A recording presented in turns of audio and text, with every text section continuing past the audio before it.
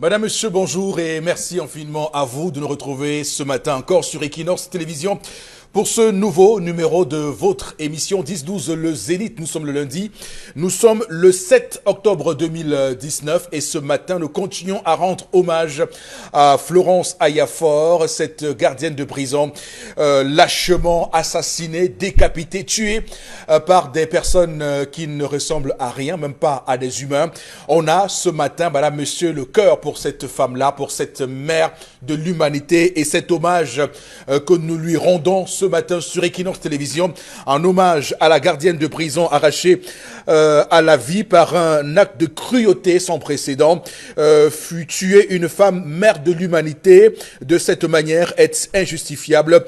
Être né d'une femme n'expose pas sa nudité, même pas. Lorsqu'on voit ce qui se passe, même les pires criminels de l'État islamique n'ont pas fait cela le jour qu'un groupuscule a revendiqué l'assassinat d'une journaliste à recoupé. Donc vous savez que tout récemment il y avait ce journaliste qui avait été découpé. Ceux qui l'ont fait ont été dénoncés par les autres groupes et ont été, comme vous le savez, exécutés par les mêmes membres de l'État islamique. Donc, pour ceux qui ont posé cet acte pour quelque cause que ce soit, exécuter le sexe faible et les enfants, le faire et publier comme cela s'est répandu dans les réseaux sociaux, devrait être condamné par les responsables sécessionnistes et les auteurs punis par eux-mêmes ou livrés aux autorités pour répondre de leurs actes. Donc, les Marc Barretta et Chris Hano doivent prendre cela en considération. Ayoub Tabé également, si vous ne faites pas arrêter ces gens et que vous êtes né d'une femme, c'est que vous n'êtes pas des humains. Si vous résidez dans le nord-ouest, vous reconnaissez ces individus criminels diaboliques et vous ne les dénoncez pas. Si vous êtes né d'une mère, vous porterez cette mort sur votre conscience. Si vous êtes des personnes qui avaient eu un quelconque attachement, un ami, une copine, une femme de ces gens-là, vous devez les dénoncer pour les éliminer de votre entourage, car les avoir croisés même un seul jour, une seule seconde dans votre vie et qu'ils aient agi ainsi sera votre cauchemar. Si vous savez que si vous ne le faites pas, vous aurez donc cette mort sur votre conscience. Si vous savez que ceux-ci sont encore en circulation, car vous pourrez vous aussi être une victime. C'était là notre contribution ferme en hommage à Florence Ayafor. Elle s'appelait Florence Ayafor, gardienne de prison. Elle est morte de manière atroce, diabolique. Nous avons souhaité ce matin, madame, monsieur, rendre hommage à cette femme qui représente la mère de l'humanité et nous ne pouvons pas aujourd'hui être complices de tout cela. Nous devons dénoncer, quel que soit notre bord politique, quelles que soient nos tendances, quelles que soient nos revendications, quels que soient nos remords, quelle que soit notre histoire. Nous devons, si nous connaissons ces gens-là, les dénoncer parce que dans la vie, ce n'est pas ça qu'on doit mettre en avant lorsqu'on est Camerounais, lorsqu'on est humain. L'humain qui commence à perdre de son humanité. Nous voulions ce matin sur Equinox Télévision, madame, monsieur, marquer un temps d'arrêt dans cette émission Le Zénith, émission porteuse de valeurs humanistes. Nous voulions apporter notre contribution pour que les personnes qui ont commis cet acte ignoble soient punies, soient tuées, soient également responsables de cela et subissent, comme vous le savez, le châtiment suprême. Voilà, comme chaque matin, entre 10h et 12h, nous sommes en place, l'équipe. D'abord, vous, monsieur Batchou Chalamel, bonjour et bienvenue. Bonjour, monsieur Eric Fopoussi Negou. Bonjour à tous les téléspectateurs. Un bonjour tout à fait particulier au ministre de l'administration territoriale, Paul Atangandi. Excellence, vos délégués régionaux, comme les appelle Bombok, ou vos gouverneurs, semblent être plus des hommes d'affaires désormais que des fonctionnaires de l'État. La preuve, on les retrouve déjà dans les BTP, l'éducation, parce que propriétaire d'établissements scolaires, allant du primaire au supérieur, l'immobilier, avec à la clé des accusations d'expropriation, mieux des sociétés d'écran. Vivement que l'on revienne à l'esprit de République, c'est-à-dire fonctionnaires de l'État et non des prédateurs. Alors, ça se résume à l'application de l'article 66 de la pardon, Constitution. Je ne sais pas si ce chat à la gorge est un chat provoqué, spontané à ce que vous avez dit ce matin. C'est à perdre sa gorge. Hein. Ce que vous venez de dire, Charles Hamel, sur ce plateau. Alors, on va dire que Charles Hamel sera avec nous à 10h40 pour sa colère, sa chronique quotidienne. Également avec nous ce matin, Karine Santia. Bonjour et bienvenue. Bonjour Monsieur Fopoussi, bonjour aux téléspectateurs. La toile très en ébullition depuis la libération de Maurice Kamto samedi dernier. On voit que beaucoup de personnes se sont réveillées, beaucoup d'internautes qui avaient perdu encore le temps des tweets et le temps des publications sur toutes les plateformes se sont réveillés et on voit que depuis samedi, la toile ne cesse de faire parler et de parler. Pourquoi? Parce que plusieurs avis sont partagés entre ceux qui disent que puisqu'on a libéré les prisonniers de la crise anglophone, on peut aussi libérer les prisonniers arrêtés dans le cadre de l'opération Épervier. Certains qui disent que, ok, puisqu'on les a aussi libérés, on peut libérer aussi les prisonniers de l'extrême nord, ainsi de suite. Donc, il y a beaucoup d'avis sur la toile. Également sur le plateau ce matin, Bor Bengan, bonjour et bienvenue. Bonjour Monsieur Foposinegou, bonjour à vous chers téléspectateurs. À peine est-on sorti du grand dialogue national que l'extrême nord revendique son statut particulier. Justement, il y a eu Boko Haram dans cette espèce. On parle également d'une région économiquement sinistrée, mais ils disent également que le seul projet structurant est en abandon. Donc il faut un statut particulier pour l'extrême nord. Merci, M. Fopoussi. Bon, vous savez que vous avez été le premier à être contre cette recommandation du grand dialogue national. Absolument. Sur ce statut particulier qu'on a conféré au nord-ouest et au sud-ouest en termes de recommandation, parce que ce n'est pas encore acté. Ce n'est qu'une recommandation pour l'instant. Ce n'est qu'une recommandation. Et vous disiez qu'une telle recommandation, si elle venait être appliquée, aurait un effet boomerang sur le Cameroun. Sur l'ensemble du Cameroun, oui. Justement, oui. Parce que c'est là où on dit toutes nos régions ont des problèmes de route, ont des problèmes d'adduction d'eau, ont des problèmes de développement. Mais est-ce que, quel statut, regardez les gens de Yaoundé, ils disent qu'ils ont tenu un grand dialogue national. Mais quelles sont les particularités qu'ils ont ressorties sur les provinces du nord-ouest et du sud-ouest? Aucun. Ils ont même dévié le sujet. On dit, on les appelle pour résoudre un problème. Et là-bas, c'est la guerre. Moi, je me serais attendu qu'aujourd'hui, qu'on me dise que le chef d'état-major de l'armée camerounaise, Christian Toumi, je dis les noms au hasard, peut-être Aboué Machoyi, font une délégation qu'on a constituée pour le retour à la paix, le désarmement, et que la prochaine réunion pourra se tenir en Djamena, à Abuja, à Brazzaville ou à Arusha, je ne sais pas où. Mais on n'en parle pas, on dit statut particulier. Tout le monde est encore rivé sur la sagesse du chef de l'État. Et nous, on a donc fait quoi, Yaoundé? On ne peut même pas faire des propositions au chef de l'État en lui disant, vous nous avez demandé d'étudier. Nous pensons que pour résoudre le problème, d'abord désarmement, cesser le feu, nous proposons ci ou ça. On dit, on se remet encore à votre sagesse, monsieur le chef de l'État. C'est à vous de voir. D'accord. En tout cas, ce qui est certain, c'est que c'est important parce que le SDF a signé un communiqué de presse pour dire combien il apprécie cette mesure, cette proposition, cette recommandation d'attribuer un statut spécial au nord-ouest et au sud-ouest, un peu comme au Canada avec le Québec. La province du Québec qui a au Canada un statut spécial et que tout récemment d'ailleurs il a été adopté au Québec l'idée que le Québec est une nation dans un Canada un et indivisible. Vous voyez que là-bas ils sont allés plus loin et le SDF estime qu'on pourrait conférer au nord-ouest et au sud-ouest un statut spécial comme on l'a fait au Québec. C'est un grand débat, Boro Bengan. Absolument, mais là le SDF n'aurait pas dit, on aura l'occasion de faire ce débat-là, rassurez-vous, avant la fin de la semaine.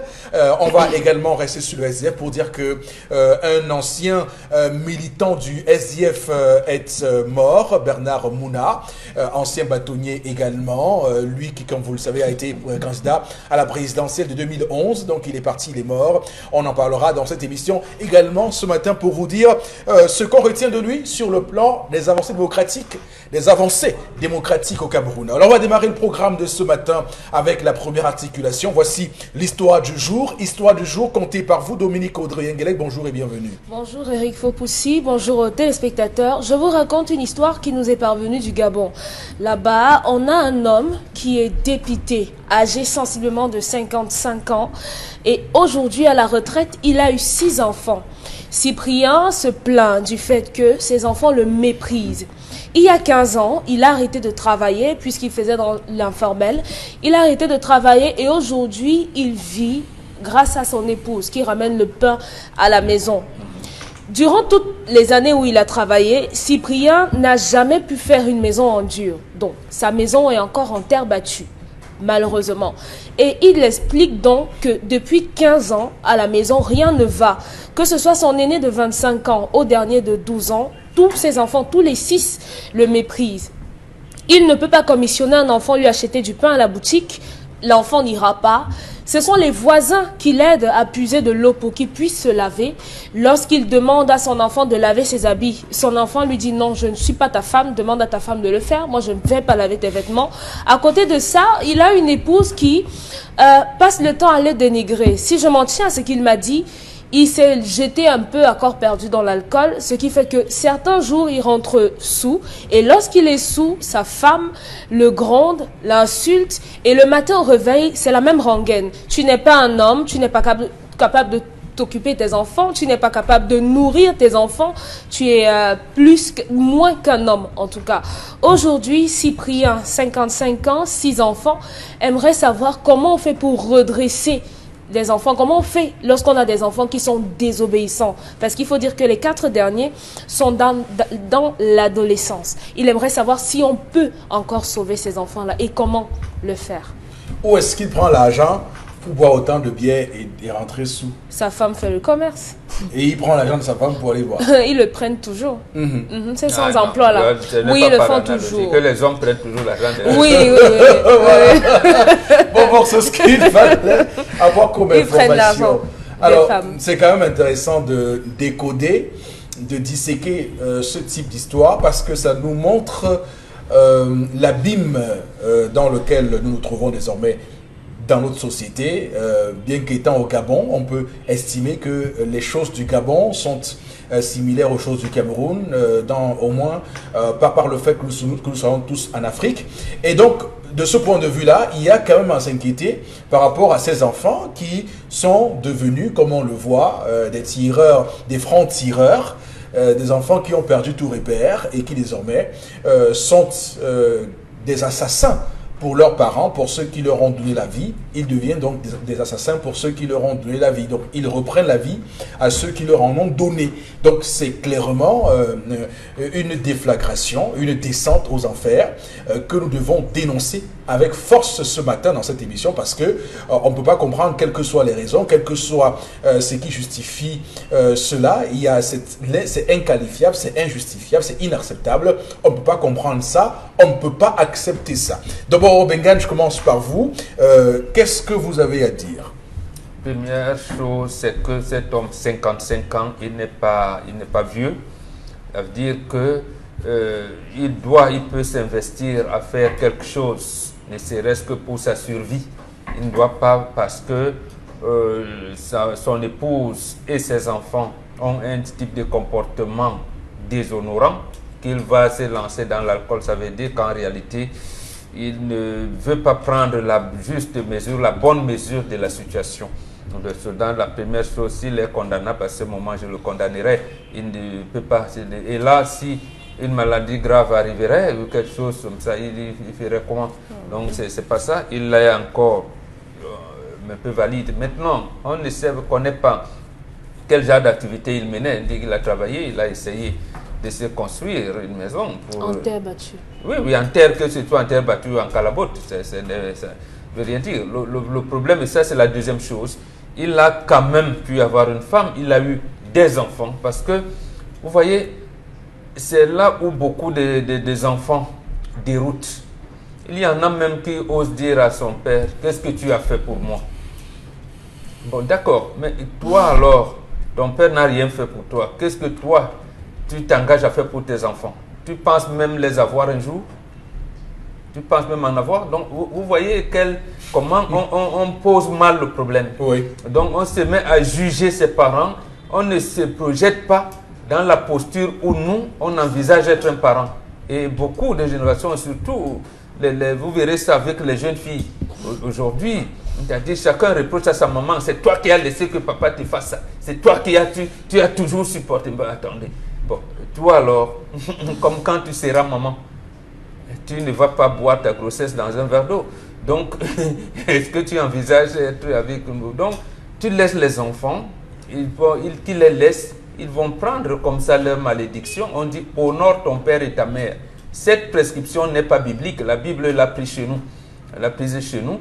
Honore ton père et ta mère. Tu les laisses, tu t'arranges à vivre ta retraite de manière acceptable. Et l'autre chose que je voudrais dire, je termine par là. Vous voyez, je soupçonne son épouse d'avoir donné mauvaise éducation à ses enfants. J'avais vu Audrey en déclamant son histoire, elle dit, les hommes font comme ça. Vous ne pouvez pas torturer la femme, comme on dit, pour utiliser les expressions, abandonner la femme et tout. Elle ne vous laisse pas, monsieur Foposinegou, même vos 100 francs pour acheter le Simonovsik. Si vous avez un bobo, 100 francs pour acheter, mais elle va vous tuer.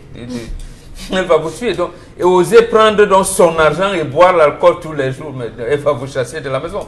Donc, je pense que le gars, il est avec la bande des amis, parce que ça aussi, ça existe, même ici. C'est-à-dire ces hommes-là qui oublient, qui pensent qu'ils peuvent noyer leurs soucis dans l'alcool, ils ont des bandes d'amis, ils jouent à certains jeux de hasard, et bon, voilà. Mais ça, donc la femme n'a pas voulu oxygéner la maison, mais ça va se retourner contre elle. Voilà. Alors, Chalamel, qu'est-ce qui se passe selon vous avec l'histoire de ce matin? Alors, nous avons là une femme qui est en train de donner l'autorisation aux ennemis de son mari de l'empoisonner. Je parle là trivialement, M. Eric Fopoussi. Une femme qui méprise son mari ouvre la porte à l'empoisonnement. Parce que c'est la femme qui protège son mari. Vous entrez dans des maisons, le matin à 6 h, c'est la femme qui est à genoux. Oh Seigneur, protège ma petite famille. Seigneur, veille sur mon mari. Seigneur, veille sur ceci. Vous entrez dans d'autres, c'est les femmes qui jettent le sel, qui jettent le jujube. Parce qu'elle allait voir le gars. C'est la femme qui protège sa famille.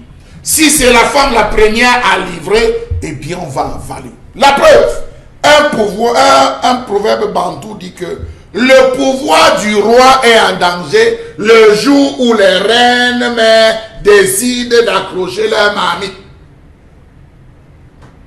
Parce que c'est la reine mère qui connaît où se trouve le roi. C'est la reine mère qui connaît où dort le roi. Donc, voilà une femme qui a décidé de mépriser son mari, d'ouvrir la porte. Parce que lorsque la femme veut mépriser son mari, la femme ne méprise pas son mari à voix basse.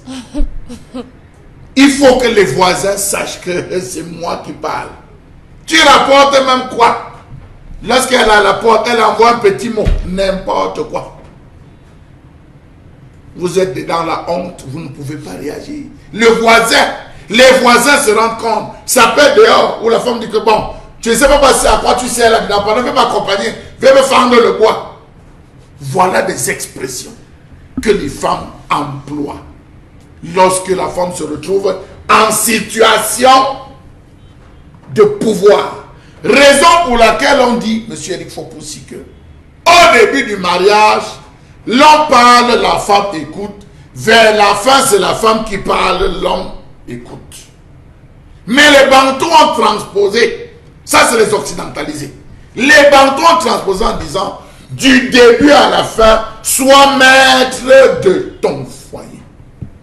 Sois maître de ta maison, monsieur Eric Fopoussi. Même avec un pied même avec un bras, sois maître de ta maison. L'éducation de l'enfant, pour parler puisqu'il parle des enfants, repose sur 3 valeurs essentielles. Le premier, ou sur 3 piliers. Le premier, c'est la peur. Un enfant qui n'a pas peur de ses parents, M. Rifopoussi, est un enfant que vous êtes en train de prédestiner à l'affront. Deuxième chose, pas deuxième pilier, restant dans le domaine de la peur. L'enfant ne regarde pas son père dans les yeux. Ah oui, monsieur Rifopoussi. L'enfant ne regarde pas son père dans les yeux. Je vous parle de miens, mes enfants. Il ne me regarde pas dans les yeux. Celui qui me regarde dans les yeux est un affront, je le corrige. Je le corrige. Dans une basse-cour, le premier coq qui regarde notre coq dans les yeux, c'est le défi. Le lion qui regarde notre lion, c'est le défi. Alors, ou je suis le coq chez moi, ou c'est vous le coq. Quand je parle, vous baissez la tête. Signe de respect. Ça, c'est ce qu'on enseigne à l'enfant. Alors, lorsque vous commencez à discuter, l'enfant vient dire que, papa, toi-même, quand toi-même, vous savez ce que vous êtes en train d'inscrire chez vous. Le savoir-être, c'est la mère. Comment s'asseoir? Comment se tenir? Dire bonjour. Papa t'a commissionné. Papa a fait ceci. Papa a fait cela. C'est le rôle de la mère. Et le savoir-faire. Quand papa fait le bricolage à la maison, et il y a l'étagère de maman qui est cassée, l'enfant doit être là. Donne-moi le marteau. Donne-moi le clou. L'enfant doit être là. Le savoir-faire. Pendant que papa tourne le béton, parce qu'avec la truelle, il faut colmater un endroit, l'enfant doit être là. Ça ne se discute pas, monsieur Rifopoussi. Alors, si vous avez, très simplement, un enfant dont qui le père commissionne et qui dit, je ne pars pas, la faute, c'est la mère. De 0 à 10 ans, l'enfant est un esclave. De 10 à 20 ans, l'enfant est un disciple. De 20 à 30 ans, l'enfant est un ami. De 30 à plus, soyez un conseiller pour votre enfant. Si vous respectez cela, vous n'allez en aucun moment donner la possibilité et la latitude. Vous avez des parents, lorsqu'ils rentrent, ils s'asseyent, les enfants viennent tomber sur lui. Depuis quand? Vous tombez sur votre père comme ça quand il rentre. Pour que vous, aujourd'hui, vous rentrez chez vous, les enfants sont sur la tête, on tire les cheveux. Ne soyez donc pas supplié qu'ils jouent avec votre sexe, monsieur Rifopoussi. Là, je parle comme un panton. Il y a un écart entre le père et les enfants. Ce n'est pas un écart strict ou un écart absolu, mais il y a un écart. L'enfant est tenu de respecter son père. Le père incarne la décision. Lorsque le père entre, on ne s'assied pas sur la place du père. Il y a un siège pour le papa. Au niveau de la salle à manger, au niveau du salon. Lorsque papa est là, personne ne tient la télécommande. Lorsque papa est là, l'eau doit être posée. Lorsque papa est là, il y a un comportement qu'on adopte dans la maison. Si lorsque vous entrez, vos enfants vont jouer. Si lorsque vous entrez, vos enfants disent, ah, ils sont assis, personne ne se tourne pour dire bonsoir papa et libérer le salon, eh bien vous n'êtes pas un homme. Je marque un temps d'arrêt pour saluer votre prise de parole de ce matin, M. Machoucha Lamel. C'est important parce que ça rappelle des fondamentaux et ça rappelle, comme je l'ai dit, la déflagration, l'abîme dans lequel nous nous trouvons désormais. Et c'est malheureux. On n'a pas connu ça, mais on voit de plus en plus ça se répercuter à travers des gestes et des comportements répréhensibles. Alors, Karine, c'est à vous maintenant. Prenez la parole. Dites-nous tout.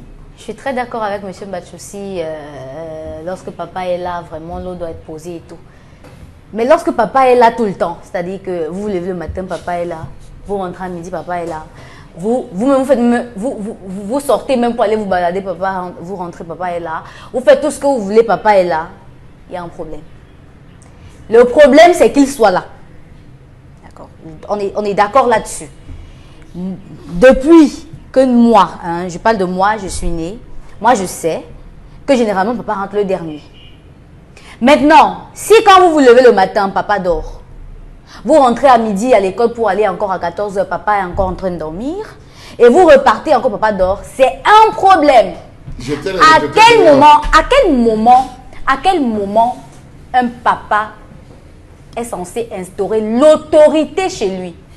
Parce qu'il tue son autorité. Si vous vous levez un matin, chaque fois que papa entre dans votre maison la nuit, là, chaque fois qu'il toque la porte la nuit, M. Fopoussi, il est sous. Quel genre de respect vous aurez pour ce papa? Je pose la question à ceux qui nous regardent.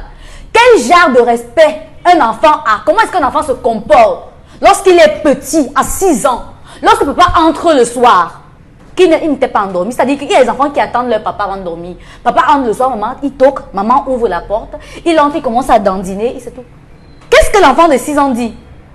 Maman, papa, quoi?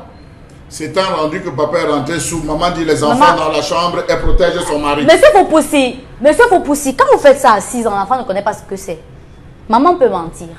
Quand vous faites un enfant de 12 ans, là, il fait ce que c'est. Et là, il n'y a pas possibilité de mensonge. Parce qu'il vous demandera, papa, il y a quoi? Maman, il y a quoi? Il a vu, il peut interpréter. Et devant ses amis, il va dire, mon père rentre tous les jours sous. Hein. Hier, papa est rentré, il dansait. On l'a ramassé dans la papa, hier, maman, on a appelé maman que papa était dans la poubelle. Monsieur Foupoussi, même si vous êtes qui? Et si le pape, vous allez perdre le respect de vos enfants.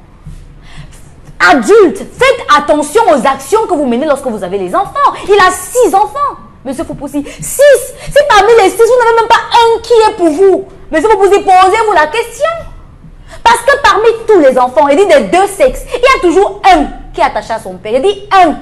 Si maman a gâté la tête des autres, comme monsieur Mathieu veut nous faire croire, ou bien comme maman nous a dit que la maman, il soupçonne, il y a toujours un qui vient chaque fois pour vous dire que papa, maman a dit ceci quand tu n'étais pas là. Papa, maman a dit ceci quand tu n'étais pas là. Voilà. Il n'a pas ça dans sa famille. Il a cessé d'être un père le jour où il a arrêté de travailler. Ça ne veut pas dire que les hommes qui ne travaillent pas ne sont pas des pères. C'est dangereux ce que vous Parce dites. que, non. Il a arrêté d'être responsable. Monsieur Foupoussi, laissez-moi terminer. Non, c'est Charles. Monsieur Mbachou, laissez-moi terminer. Il a arrêté d'être un dangereux père. ce que vous Pourquoi? dites. Parce qu'il a pris ça sur lui comme de la fatalité. À quel moment est-ce qu'il s'est remis en cause pour dire comment est-ce que ma famille va vivre? Il s'est appesanti sur ce que sa femme rapporte. Mais jamais il se lève un matin pour dire donne ça aux enfants pour l'argent de beignet, monsieur Foupoussi. Jamais. Lui-même il dit dans l'histoire qu'il a arrêté de travailler, ça fait 15 ans. Il a la maison en Carabote. Mon problème, c'est pas la maison en Carabote, il est en toit ou dormir. Bon, terre battue, pas Carabote. Carabote, terre battue, tout ça. Pour moi, ce n'est même pas un problème, c'est sa maison. C'est son travail. Une maison en terre battue est toujours mieux. Hein. C'est ce que je dis. Je dis c'est sa maison. Tout le monde est fier d'avoir un toit. Mais à quel moment lui il est un père pour ses enfants? Quand vous arrêtez de travailler, vous pensez que c'est la fatalité? Il n'est pas le seul couple dans lequel la femme travaille. Mais vous allez voir, la plupart des hommes qui n'ont pas de travail, monsieur Foupoussi, ils se lèvent le matin à l'heure où tout le monde se lève. Ils partent comme tout le monde part. Et ils rentrent le soir. Vous allez voir. Moi, j'avais une amie que son papa ne travaillait pas. Quand j'arrivais chez eux, son père n'était jamais là. Il dit jamais là. Et sa femme, sa maman faisait quoi? Elle fumait le poisson. Le soir, quand il rentre avec le pain qu'il a acheté, il rentre avec des avocats qu'il a acheté pour les enfants. Et vous voyez, c'est l'euphorie dans la maison. Mais il ne travaillait pas, monsieur Foupoussi. À quel moment est-ce que... Monsieur Foupoussi, un homme ne manque jamais quoi faire pour avoir 5 francs. Mais c'est qu'il travaille. Non, encore quand il travaillait pas. Non, il n'avait pas de boulot. Cet homme aussi, il boit avec quoi? C'est la même question. Il boit avec quoi? C'est pas avec sa femme, c'est son argent. Il boit avec quoi? Monsieur Mathieu, même s'il a les amis, quand les amis donnent, il donne Vous appelez monsieur Mathieu partout. Monsieur, hein? vraiment, parce que là, ce matin, vous distribuez monsieur Mathieu, le monsieur Foupoussi, c'est par rapport à vos humeurs et tout ça. C'est parce que cette histoire, non, mais j'ai envie de... c'est parce que cette histoire allez-y. me tire par les cheveux. C'est énervant de voir qu'un homme a accepté autant la fatalité. Il pense qu'il est le seul à ne pas travailler, monsieur Foupoussi. Il connaît combien de personnes ont arrêté de travailler à 25 ans de l'heure, à l'année où ils ont arrêté les études. Il sait, lui il sait. Un papa de 6 enfants qui se lève un matin et dit j'ai arrêté de travailler, ça fait 15 ans. Aujourd'hui, mes enfants me manquent de respect, machin. Quand il rentre le matin, à 15 ans, il te trouve à la maison. Il rentre le soir, il te trouve à la maison. Jamais tu te lèves pour dire que tu commences l'école quand tu as les cahiers, il y a ci, il y a ça. Jamais. À quel moment est-ce que tu es le père des enfants là? Tu as abandonné tes responsabilités à ta femme et aujourd'hui, tu te morfonds sur ton propre sort pour ce que tu as créé. Faut jamais avoir pitié des gens qui commencent à regretter. Ils regrettent de n'avoir jamais été un père. Ils regrettent. Calmez-vous, calmez-vous, je vous en prie. Que dites-vous? Calmez-vous. Après avoir fait ces plaidoiries, madame, que dites-vous pour les enfants? Bon, elle est vraiment touchée. En ce qui concerne les enfants, en ce qui concerne les enfants, Non, elle dit que c'est normal. Insultez votre père jusqu'à ce qu'il finisse. Monsieur lorsque les enfants naissent, le contexte dans lequel ils grandissent leur permet de savoir qui Non, et quoi vous êtes faire. en train de nous donner une histoire qui est là. Les enfants sont mal. Vous lui dites, continuez à tabasser votre père jusqu'à ce qu'il périsse. C'est pas les enfants qui ont posé le problème. Aux enfants, ce que je dis aux enfants, c'est que nul n'a le droit de manquer de respect à son parent. Parce que ce que le parent fait doit être pour un enfant comme Dieu. Mais lorsque le parent ne fait pas des choses qui ressemblent à ce que Dieu fait, lorsque le parent arrête de faire des choses comme Dieu, vraiment, c'est la même chose que nous reprochons au gouvernement. Lorsque les gens marchent dans la rue, c'est parce qu'ils ont faim. Que dites-vous aux enfants? Vous n'avez rien dit. Voilà. Moi, je n'ai pas rien dit aux enfants parce que lui-même, il ne dit rien à ses enfants. Bon, merci. Ça commence par lui. Merci, Bombok. Merci également à Karine Sautier. On va passer la parole à Charles Amel pour 30 secondes. Oui, 30 secondes. Monsieur aussi, de la même manière qu'on dit aux gens que ceux qui se déplacent à l'âge de 40 ans, qui vont en Europe, on leur dit vous n'allez rien faire en Europe parce qu'il y a un âge où on donne tout, monsieur Eric Fopoussi. Ce monsieur a tout donné. Ce monsieur a tout donné. Il a travaillé. Il est âgé de 55 ans aujourd'hui. Il a arrêté il y a 15 ans. Il a tout donné. La preuve, ils ont un toit. Il y a un toit sur lequel ils vivent. Chaque jour que dans une maison, vous avez une femme qui vous rappelle que vous êtes un handicapé. Vous avez une femme qui vous rappelle que vous êtes un invalide. Vous avez une femme qui vous rappelle chaque jour que vous êtes sourd, monsieur Eric Fopoussi, elle contribue à vous assommer. Deuxième chose, c'était un peu quand même. Un enfant n'a pas le droit de s'ingérer dans les affaires de son père, de ses parents. Voilà une mauvaise femme. Une sorcière, cette femme est une sorcière dans la mesure où c'est elle qui divise aujourd'hui le foyer. Vous allez voir ce qui va arriver à cette femme elle-même. Ça ne sera pas demain, ça ne sera pas après-demain. Elle va commencer à le vivre dès aujourd'hui pour le seul fait qu'on a parlé. C'est la femme qui protège l'état de son mari. Nous, on connaît des foyers où les hommes sont sourds, où les hommes même ne parlent, sont impuissants sexuellement. Mais à aucun moment, la femme n'a démontré cela au quartier parce qu'elle est une vraie femme. Une vraie femme, elle s'est encaissée, elle s'est supportée, elle s'est discutée avec son mari. Pas ce style de femme. Quel style? Quel style de femme? Vous un vrai homme est un homme qui assume ses responsabilités. Il faut assumer. Il a arrêté d'être un homme le jour où il a arrêté de travailler parce qu'il s'est dit qu'il n'a plus rien à offrir. Karine Sautier, je vais revenir. Moi, je veux revenir à vous avec juste une petite question. Je vais revenir avec vous tout à l'heure. Dominique Audrey, vous avez observé vous avez observé très concentré et c'est vous qui avez commencé cette affaire.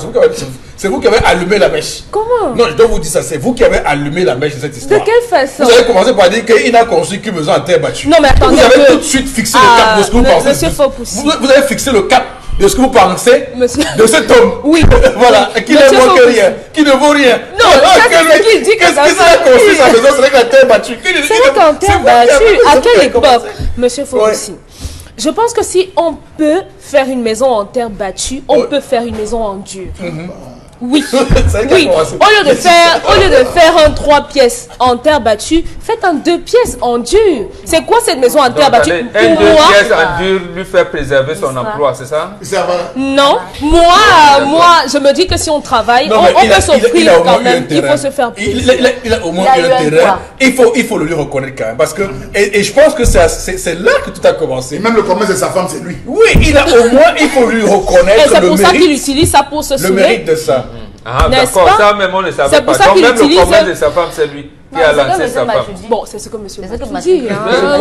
C'est pas ce qu'il m'a dit. Il ne m'a pas mentionné ça. D'accord. Monsieur Fopoussi, moi je ne vais pas rester cantonné aux enfants d'un homme qui ne travaille pas. Aujourd'hui, les adolescents posent de sérieux problèmes à leurs parents. De plus en plus, ils brillent par l'insolence et la désobéissance également. Donc maintenant, aux parents qui ont des enfants qui traversent ces périodes de crise là, parce que la puberté, vraiment, c'est chaud chez les enfants aujourd'hui, il faut savoir comment prendre ses enfants. Parfois, il faut rester silencieux face à un pubère qui vous pose des problèmes.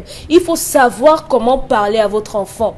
Moi, je dis généralement aux mères de mes cousins que quand votre enfant atteint 16, à partir de 16 ans en montant, ne le prenez pas à chaud.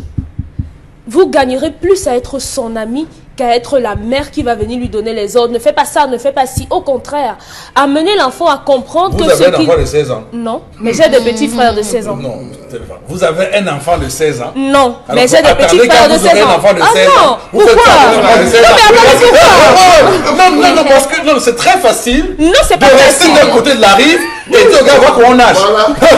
C'est très très facile. Pourquoi, monsieur Bachou? Entrez dans l'eau.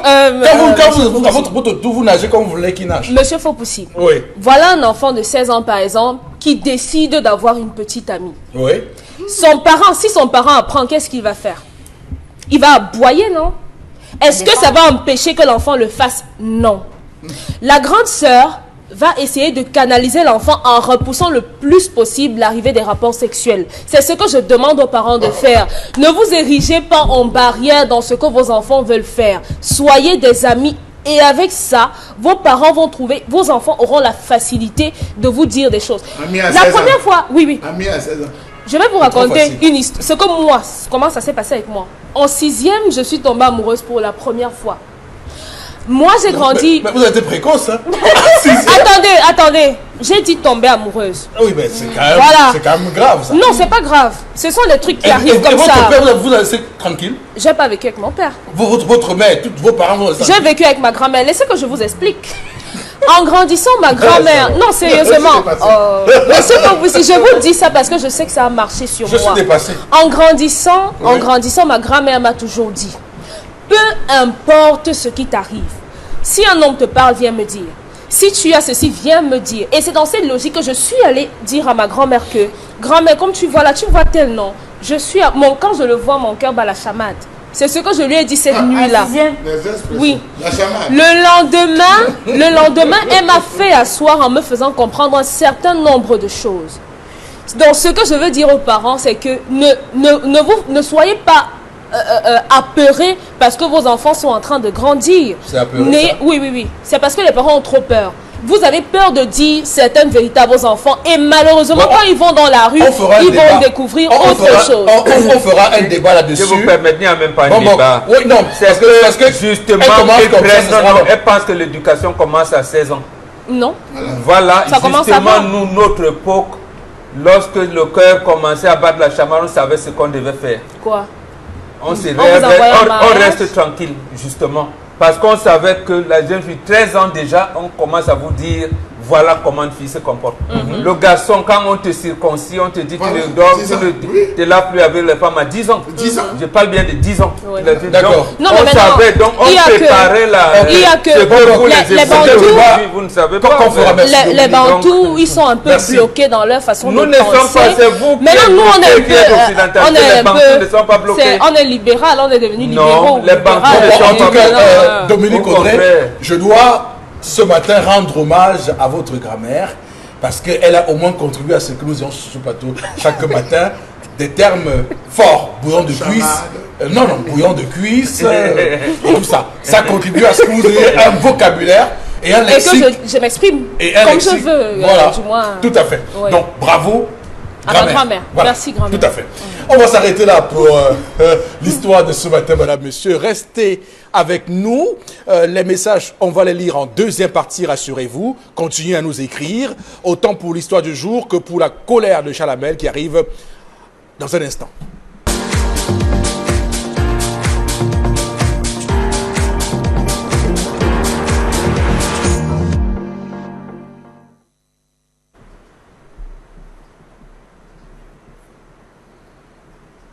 Je m'interroge ce jour sur la question des perdièmes dans ce pays. Quelle est la différence qui existe entre perdième et indemnité de cession aux primes? Vraiment, dites-moi pourquoi dépense-t-on tant d'argent dans cette affaire de perdième-là? Selon la Banque mondiale, la décomposition du budget par nature économique révèle que la moitié des dépenses en biens et services est constituée de frais de représentation, de mission, de réception et de services extérieurs. Savez-vous que les gens, mieux les fonctionnaires, préfèrent plus les per diem que le salaire dans ce pays? Comment comprendre le fait pour plusieurs ministères d'organiser en fin d'exercice budgétaire des ateliers avec des intitulés bidons du genre atelier de validation du rapport du séminaire, atelier de restitution des travaux d'atelier? Franchement, on se perd dans ces différents ateliers et sessions et séminaires et forums. Tout ceci étant supporté par de colossaux budgets pour justifier certaines dépenses. Que dire de ces ministres qui adorent créer des séminaires et ateliers hors des villes de résidence? Ateliers de réflexion sur la gestion et la réduction du train de vie à Kribi. Atelier d'évaluation du chemin parcouru à mi-parcours à Yokadouma. Que dire de ces frais de mission et indemnités de session plus? Savez-vous qu'être membre d'un comité ou d'une commission rapporte gros au Cameroun? La preuve, allez voir les multiples comités et commissions et fonctionnaires intégrés dans les commissions du grand dialogue pour comprendre. Ils vivent bien dans ce pays. Les champions des comités, des forats, des commissions, des séminaires, des colloques et autres ateliers dans les hôtels cossus de la République et j'en passe. Ateliers de réflexion sur la gestion du patrimoine ministériel à l'hôtel Y, à l'hôtel 7 étoiles, à l'hôtel 8 étoiles. On s'y retrouve dégustant des champagnes de 60 000, consommant des whisky hors série et avec à la clé des bons de carburant qu'on distribue. En parcourant les arrêtés, textes réglementaires de cette République, il est écrit que la qualité de membre d'un comité ou d'une commission est gratuite, mais peut donner lieu au remboursement de certains frais. Bien plus, chaque membre d'un de ces comités, commission et leur démembrement en sous-comité et sous-commission ou groupe de travail perçoit presque toujours des sous, dont le montant a été défini par une circulaire du Premier ministre. Vous comprendrez avec moi pourquoi les comités et les commissions poussent comme des champignons au Cameroun. Ils peuvent être des commissions de suivi, des commissions d'évaluation, des commissions d'observation, des commissions de gestion, des commissions de pilotage, des commissions de suivi-évaluation. Lorsque le per diem journalier n'est pas consistant dans ce pays, les titulaires des comptes rallongent les réunions interminables autant de fois qu'il faut, sinon plus que le nombre de ces structures, augmentant le montant des jetons de présence et grossissant le budget de fonctionnement qui, dans certains cas, ne sont pas prédéfinis. On a vu des réunions, généralement lorsqu'on écoute les journaux télévisés et parler, on a entendu souvent dire que certaines réunions finissent très tard dans la nuit. Ce n'est pas pour le plaisir de causer, c'est pour allonger le gombo. N'oublions pas qu'à cela s'ajoute le fait que des personnes extérieures soient généralement convoquées en cas de besoin et en fonction de leurs compétences, avec à la fin une note très vite salée pour le contribuable. Savez-vous que les per diem varient selon la position que l'on occupe ou l'importance du comité dans lequel on se trouve? 150 000 francs à 200 000 francs CFA d'indemnité journalière pour un membre d'un comité technique. Oui, c'est connu. Les membres du comité technique sont bien payés. 300 000 francs pour les membres du comité de mise en œuvre et de suivi de l'initiative, par exemple.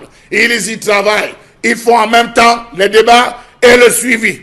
Environ 600 000 pour les membres du conseil d'administration de certaines entreprises publiques, dit-on moyenne. Savez-vous, en guise de rappel, qu'en 2016, par exemple, l'administration fiscale a collecté pas moins de 4,1 milliards de francs CFA de recettes sur les primes et autres gratifications, et ce malgré la baisse du taux applicable aux revenus non commerciaux qui est passé de 15 à 10%, majoré de 10% au titre des centimes additionnels communaux.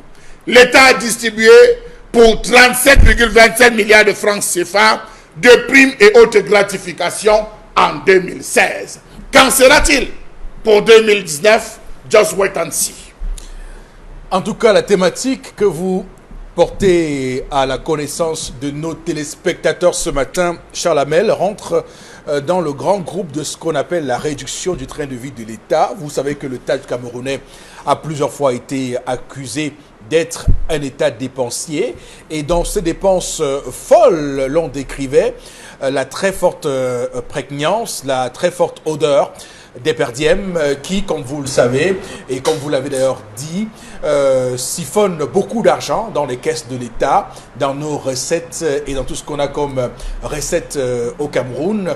La part consacrée aux perdièmes est tout à fait inquiétante et on devrait s'interroger sur cette pratique très camerouno-camerounaise.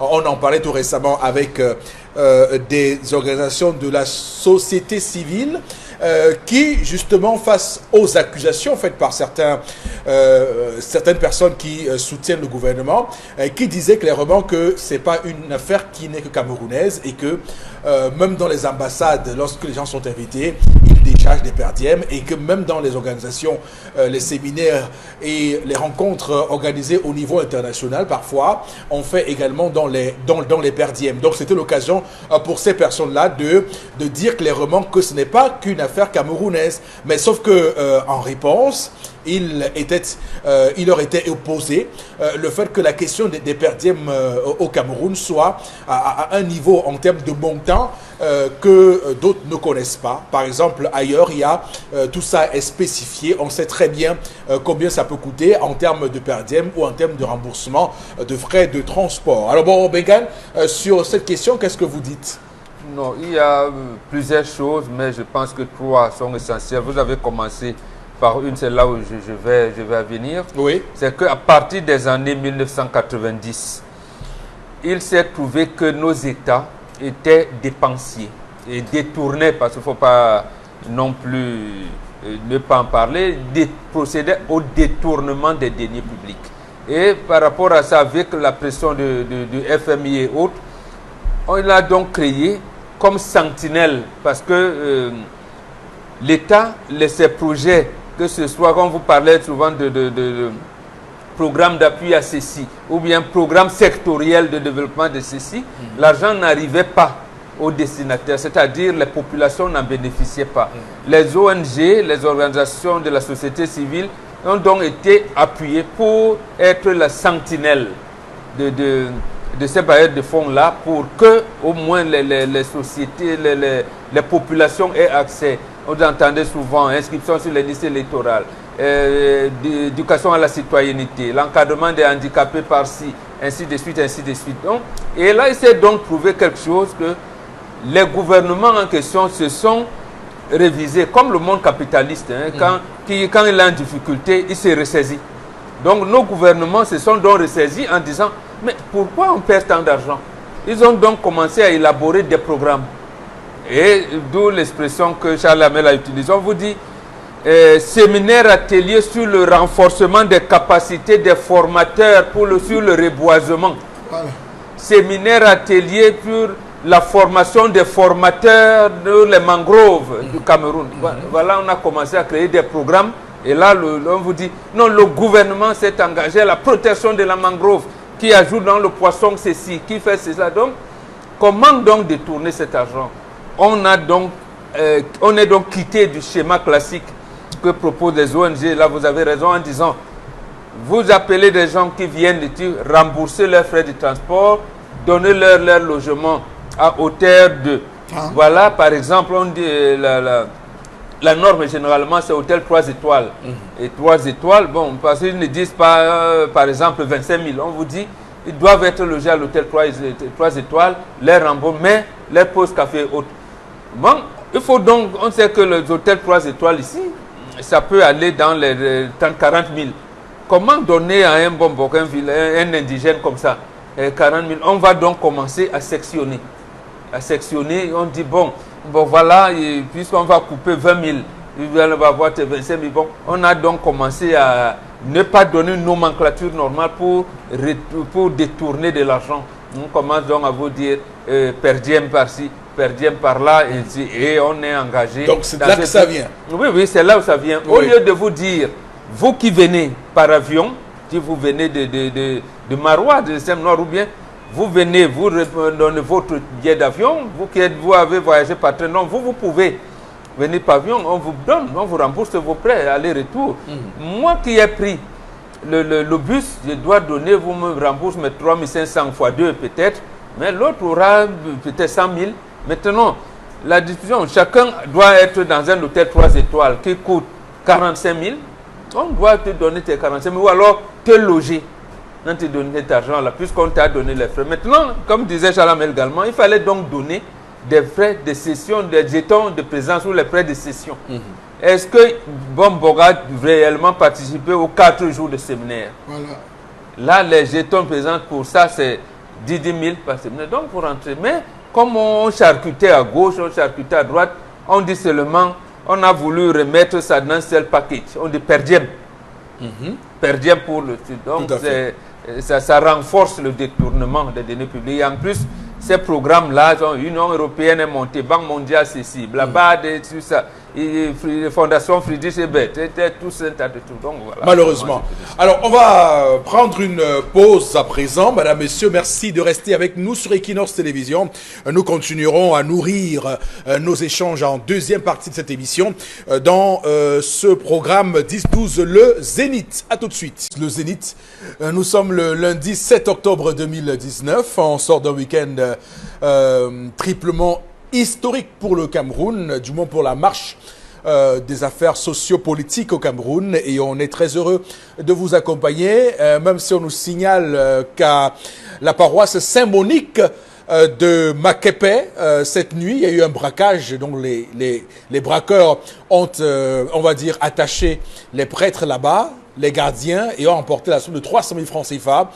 Fort heureusement, ces malfrats ont été rattrapés par les éléments de la police. Donc, ils ont emporté 300 000 francs CFA à la paroisse Saint-Monique cette nuit-là, donc à Makepe. Donc, on va dire que la paroisse Saint-Monique a été sujette donc à ce braquage cette nuit.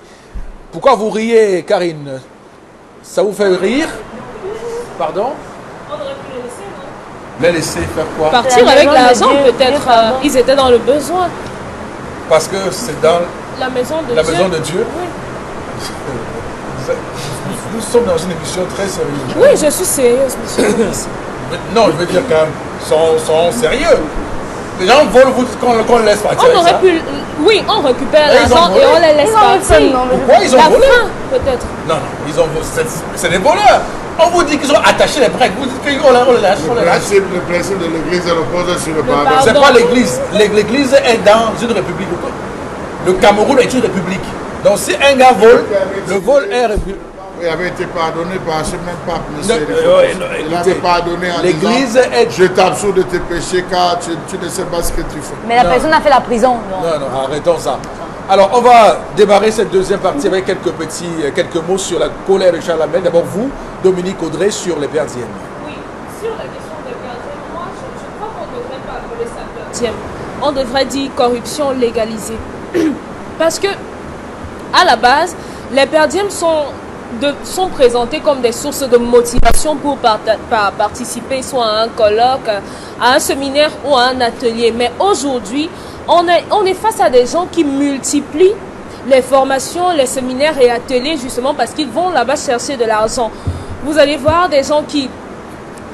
on a parlé de hauts fonctionnaires au Cameroun qui en une semaine de colloque sont venus au début et le reste de la semaine ils n'ont pas traversé parce que justement ils sont venus, ils ont pris ce qu'ils avaient à prendre et ils sont allés ailleurs dans un autre séminaire. Même en ce qui concerne les journalistes, est-ce que vous saviez par exemple qu'au Bénin, le Code de la déontologie du journalisme en son article 5 stipule et interdit que les journalistes reçoivent des perdièmes parce qu'ils ont déjà un salaire. Prendre des perdièmes implique qu'ils seront peu télécommandés. Vous allez vous mettre à dos la plupart des journalistes camerounais. Hein. Oui, peut-être, mais c'est ce qui se passe au Bénin. Je suis responsable de ce qu'ils disent et pas ce qu'ils comprennent. Moi, je ne leur ai pas dit de ne pas le faire parce que de quelque façon que ce soit, ils le feront. Voilà. Mais au Bénin, on demande aux journalistes de ne pas le faire parce qu'ils seront tenus ensuite par les personnes qui donnent cet argent-là. Est-ce que vous savez encore, comme au Mali, par exemple, les indemnités sont organisées 4500, 7500 francs lorsqu'il s'agit du gouvernement qui organise un atelier et 15 000 quand c'est une organisation non gouvernementale. Oui. Mais au Cameroun, est-ce qu'on peut appliquer ce genre de mesures-là? Non, je ne pense pas. Je pense pour moi que comme Pembombok l'a dit, on devrait réglementer tout ce qui concerne ces ateliers-là. Le gouvernement ne devrait plus donner les espèces. Il faudrait désormais que chacun vienne avec les frais, la note de frais, que ce soit pour l'hôtel, la voiture, le logement et autres, que également on commence à payer par des transactions, qu'il n'y ait plus d'espèces qui circulent. On doit avoir également une grille tarifaire qui estime que si on va au nord pour un atelier, le transport, le logement là-bas coûte comme ça. Donc par conséquent, on vous donne ça. Si vous êtes à Douala, ça coûte ceci.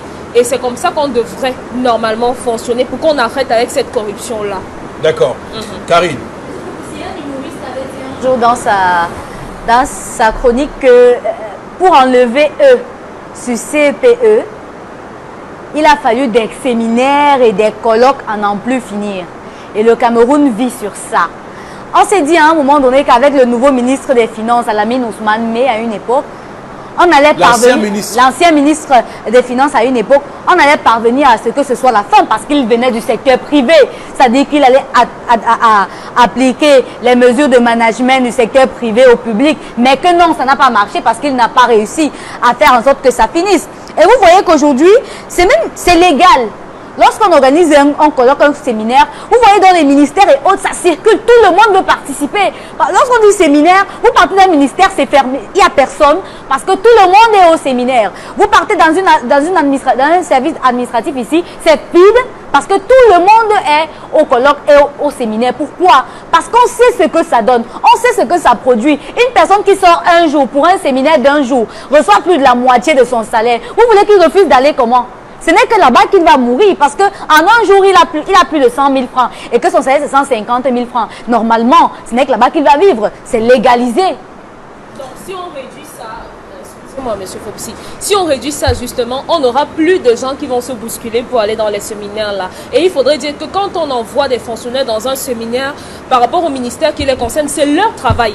On n'a pas de per diem à leur donner si ce n'est les frais de déplacement. On ne doit pas leur payer encore pour refaire leur travail. D'ailleurs, Chalamel, ça c'est une grande question. Doit-on supprimer les per diem? Monsieur Fopsi, je suis d'avis qu'on devrait supprimer littéralement les per diem. Pourquoi? Pas les per diem des journalistes, comme je vois, pas les per diem des journalistes, mais qu'on devrait supprimer les per diem dans la fonction publique. C'était pour faire rire, monsieur Fopsi. Savez-vous qu'il y a à peine 2 mois, on a organisé un séminaire dans la ville de Limbé, un séminaire qui s'est étendu sur une semaine. Tous les bénéficiaires, permettez-moi l'expression, les participants à ce séminaire sont repartis avec la somme. Ils sont participants et bénéficiaires en même temps. Sont repartis de là avec la somme de 300 000 francs chacun, hormis les frais d'hôtel, le transport, la nutrition et les jetons de présence. Ils ont appelé ça un risque spécial d'avoir pris pour cette zone. Est-ce que vous savez qu'il y a des fonctionnaires qui, depuis 15 ans, ne se sont pas assis derrière un bureau, leur bureau pour travailler, parce qu'ils sont entre colloques, ateliers, forums, séminaires, et voilà leur journée. C'est-à-dire, ils rentrent, ils s'assiedent. On dit colloque de ceci, son nom est déjà dedans. Ça a provoqué ce qu'on appelle une frustration dans beaucoup de ministères. Beaucoup de ministères, vous avez des personnes frustrées qui savent que jamais ils ne participeront à un séminaire parce qu'il y a des noms connus. Jamais à des ateliers parce qu'il y a des noms connus. Des individus qui jouissent du lobbying et qui se retrouvent dans les comités sans expertise aucune. Ça, il faut le préciser. Le deuxième point, vous avez des commissions à tête chercheuse.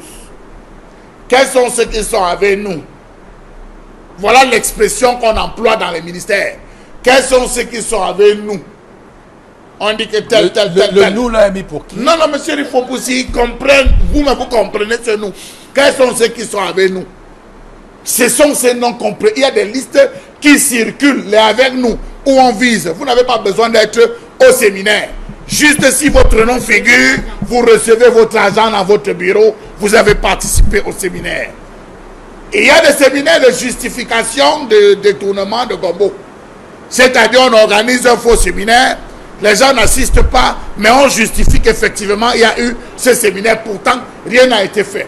La logistique, il faut louer le DJ, il faut prévoir la boisson, les biscuits turcs, comme nous dit généralement Bonbon, il faut louer les hôtels, le service traiteur, et j'en passe. Vous vous rappelez? J'aimerais saluer, j'aimerais marquer mon respect pour celui qui a gagné le marché du traiteur du grand dialogue national. Ils sont nombreux, du moins ils sont nombreux, mais pour celui qui a gagné ce marché-là, je dois le tirer un grand coup de chapeau parce que ça a été, c'était copieux. Alors, monsieur Lifo-Poussi, vous vous rappelez que pour trouver l'abréviation du ministère de la décentralisation et du développement local, on a fait un an. Combien de séminaires pour trouver mine d'Eldel ou c'est mine d'Eldel ou c'est mine d'Eldel? D'abord, nous avions proposé ici, en une seconde, le lendemain de la création de ce ministère, ce qu'on pouvait prendre comme nom de ministère. Mais malheureusement, ça n'a pas été fait.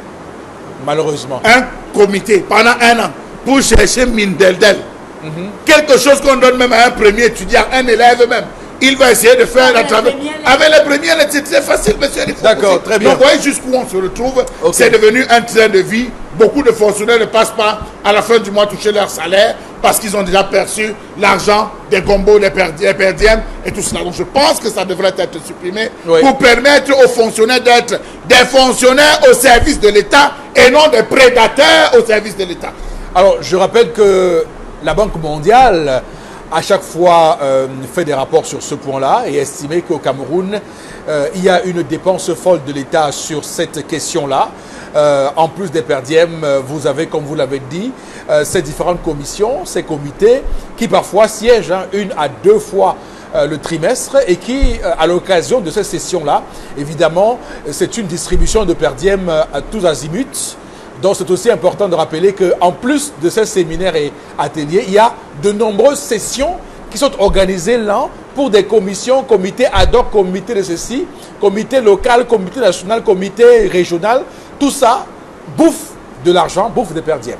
Donc c'est important aussi de le signaler. On va lire quelques messages, Karine. La situation d'indigence de l'homme, la femme, peu importe la situation d'indigence de l'homme, la femme et les enfants lui doivent du respect. Il peut instaurer l'ordre d'abord en se trouvant quelque chose à faire, puis discuter sagement avec ses enfants. Ça, c'est Julio de PK12 qui nous écrit ce matin. Ce couple a très mal éduqué leurs enfants à la base.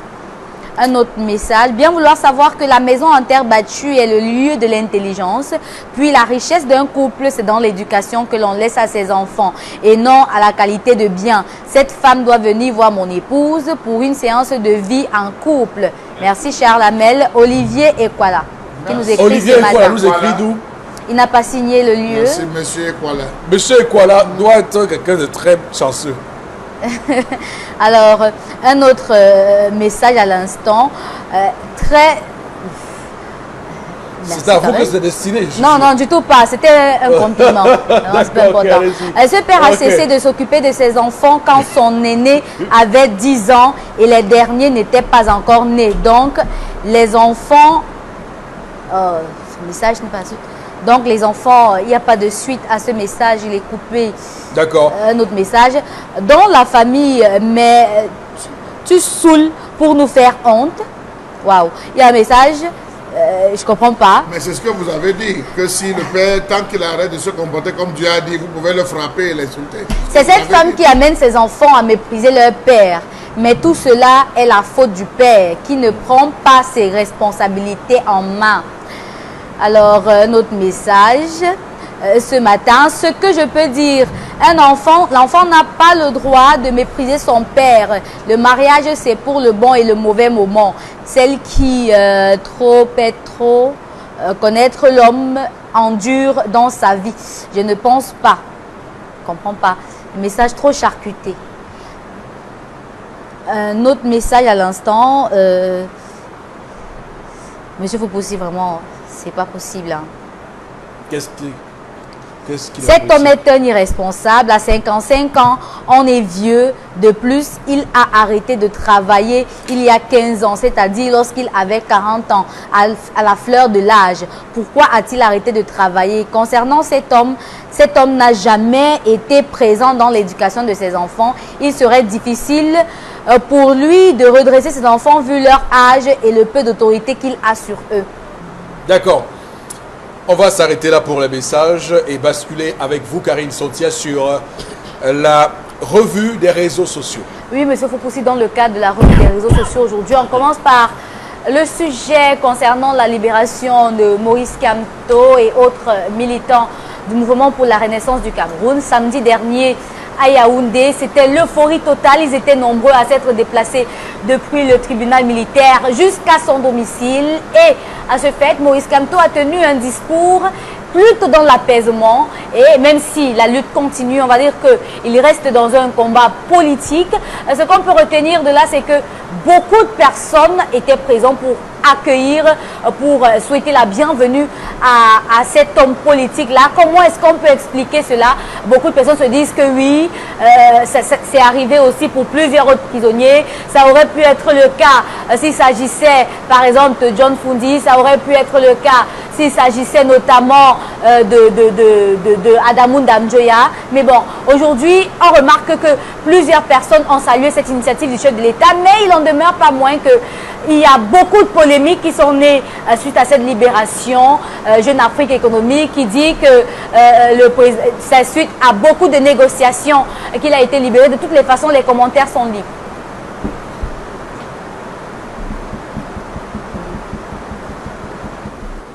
Alors, on va tout de suite commenter ça. Bon, Bengan, je commence par vous. Non, moi, première chose, c'est une bonne chose que ces compatriotes-là aient retrouvé la liberté. Parce que moi, je me suis toujours dit, ils n'avaient rien à faire en prison. Marcher parce que le récépissé de tenue de manifestation n'a pas été délivré, on vous amène au tribunal militaire, ça me semblait être des réagissements d'un pays dictatorial. Donc c'est bien qu'ils aient retrouvé la liberté. Et la conséquence, selon moi, si on veut vraiment féliciter le chef de l'État, c'est d'instruire aux autorités administratives de délivrer des récépissés de tenue de manifestation aux syndicats, aux associations. Il faut laisser le corps social être en mouvement.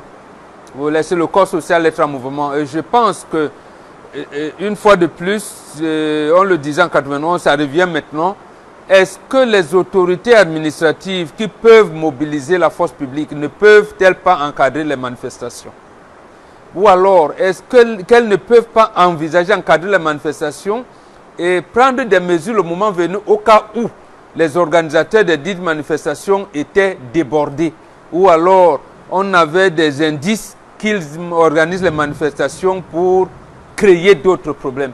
Parce que ça aussi, ils ont des moyens. Il y a la police qui s'occupe de la sécurité publique, il y a la police qui s'occupe des renseignements généraux. Nous avons la même chose, la même ossature avec la gendarmerie. Il y a une gendarmerie de l'ordre public, et il y a une gendarmerie, il y a des services de renseignement, il y a même la sécurité militaire. Et si l'autorité administrative a la possibilité de faire mobiliser ces forces-là, elle pouvait aussi le faire. Maintenant, donc, de l'autre côté, moi, c'est ce que je souhaite pour qu'on laisse, si le chef de l'État veut vraiment avoir une démocratie, comme il avait dit en 91, apaisée et avancer. Donc, il y a une question qui se pose sur cette libération.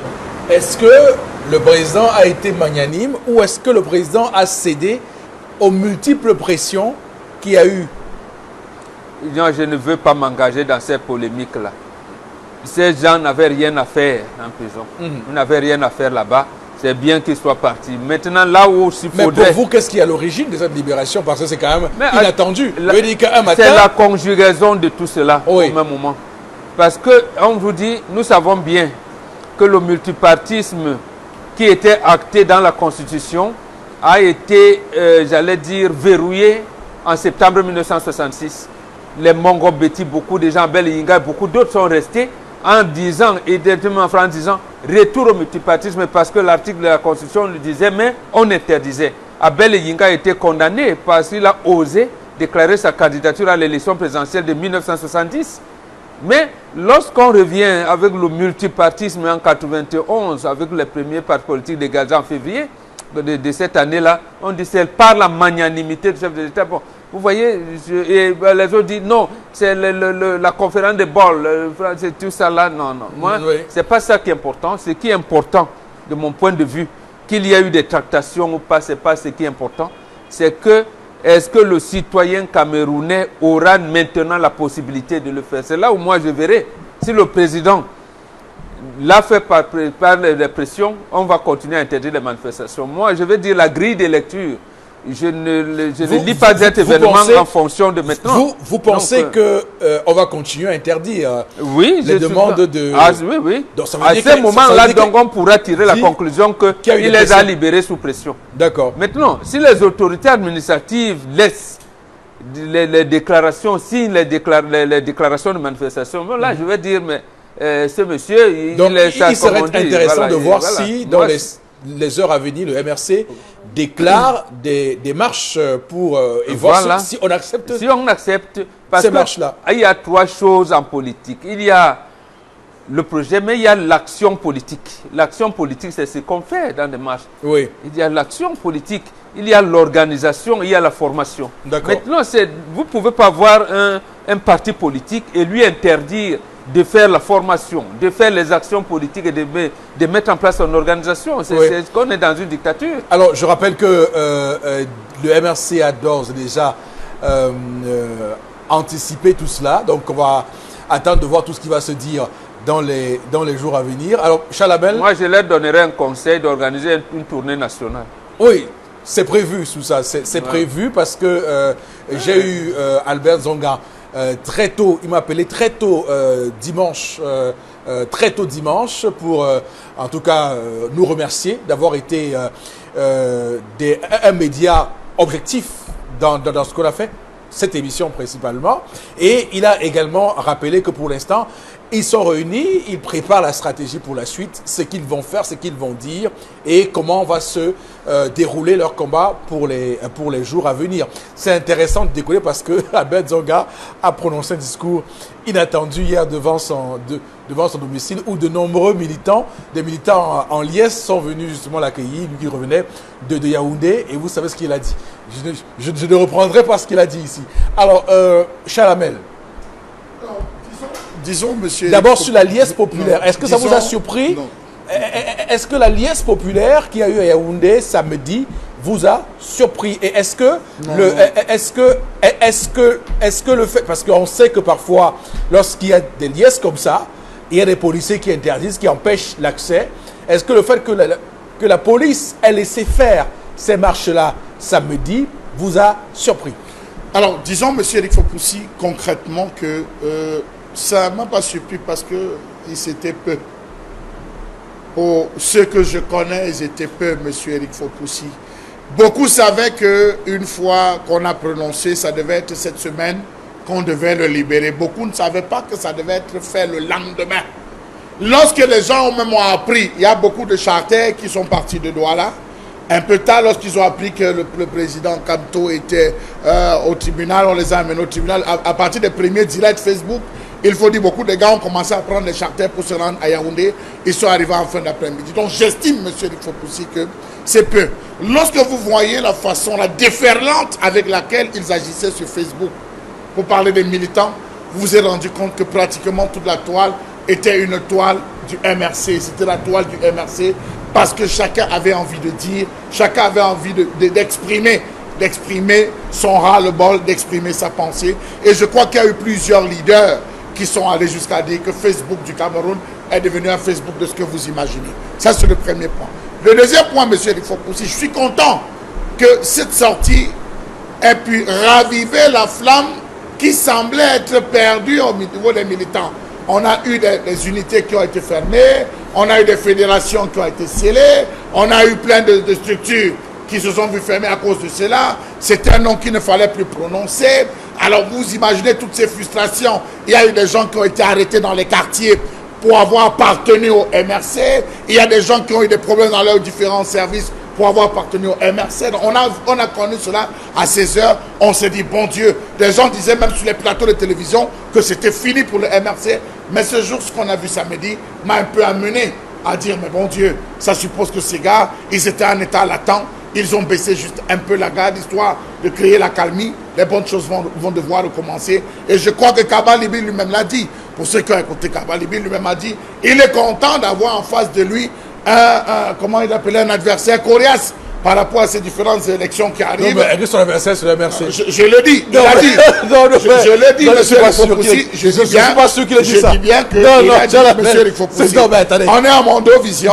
Je suis pas sûr. On est en Mondovision. Non, mais je ne voulais pas le dire sur quel médium. Son adversaire, c'est le RDPC, pas monsieur le MRC. Rifopoussi, je dis bien qu'il est parti du principe selon lequel il y a eu les pugilats entre les militants de 11 millions et les militants du MRC et tout cela. Il faut suivre bien comment il a décortiqué. Ce n'est pas une polémique. Je crois qu'il a dit très détendu. Alors, ils ont été arrêtés, M. Rifopoussi.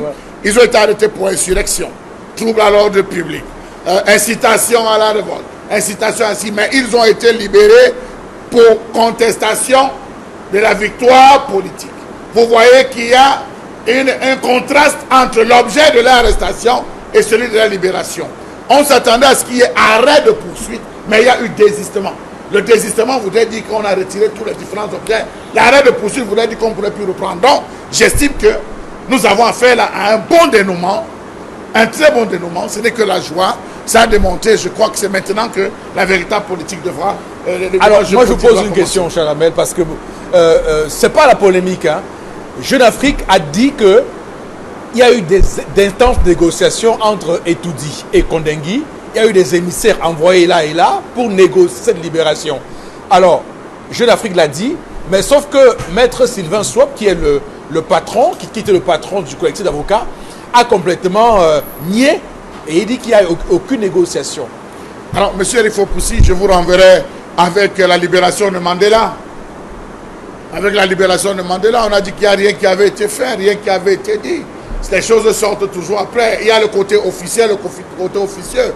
Même le ministre de la Communication, René Emmanuel Sadi, a battu en brèche en disant que cela, ça a été de la volonté personnelle du chef de l'État. C'est une action personnelle du chef de l'État.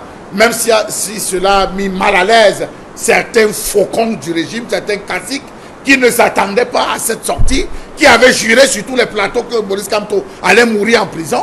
Si ça les a fait, ils ont disparu des plateaux, ces gens qui sont sentis mal à l'aise. Il a dit, et je répète ce que René Emmanuel Sadi a dit, que c'est la magnanimité du chef de l'État, c'est l'action du chef de l'État, quitte à ce que les gens interprètent comme ils veulent, mais on sait que c'est le chef de l'État qui l'a fait via le secrétaire. Et puis, il faut préciser même encore qu'il y a des points d'interrogation. Pourquoi, M. Rifopoussi? Parce qu'il y a certains qui étaient jugés au civil. Il y a pratiquement 120 qui étaient jugés au civil et le reste qui était jugé au tribunal militaire. Est-ce qu'à un moment donné, on s'est posé la question de savoir, et on se disait que ça devait se faire ce lundi, est-ce qu'on allait libérer en même temps ceux qui sont jugés au tribunal civil et ceux du tribunal militaire? Est-ce que c'est uniquement réservé au tribunal militaire? Est-ce que c'était pour Kamto? Vous voyez qu'il y a eu beaucoup de je rappelle qu'il y a encore 79 personnes qui sont incarcérées dans le cadre de cette affaire, parce que vous dites 120 parce qu'il y en a qui comparaissent mais étant libres. Mais il y a d'autres qui sont encore incarcérés. Serge Branco qui a un fou. Ils sont nombreux. Ils sont Mamadou Mota qui est lui aussi encore resté en prison, qui ne va pas sortir. Je crois que lui, l'appréciation, c'est celle du ministre de l'administration de... Non, c'est celle du ministre de la Justice. C'est au niveau du ministre de la Justice qui va devoir statuer sur son cas. Ce n'est plus le président parce qu'il... Sur d'autres cas aussi. Sur d'autres cas. Donc j'estime que c'est une première victoire. On peut être content pour le professeur. On peut être surtout content pour la paix.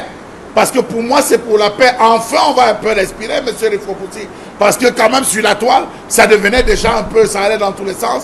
On a pu voir certains postes. On a pu voir le poste de Patrice Gana qui a dit « Je suis Kamto », c'est désormais mort, c'est fini. On a vu, il y a des postes qui sont faits. Je crois que quand même, c'est un bon coup marqué par le chef de l'État avec ce dialogue. Ça va ramener la paix pour un moment. Il faudrait bien qu'on s'asseye et que maintenant, les bonnes choses soient faites pour qu'on regarde vers l'avant. Alors, ce qui est aussi intéressant, c'est que samedi, j'ai eu beaucoup d'opérateurs économiques au téléphone qui m'ont appelé tout en joie. Ils me disent que désormais, ils sont le moral des investisseurs est désormais au beau fixe. Ils disent que depuis quelques semaines, l'argent était rare dehors. Je paraphrase trivialement ce qu'ils m'ont dit. L'argent était rare dehors, ça ne circulait pas.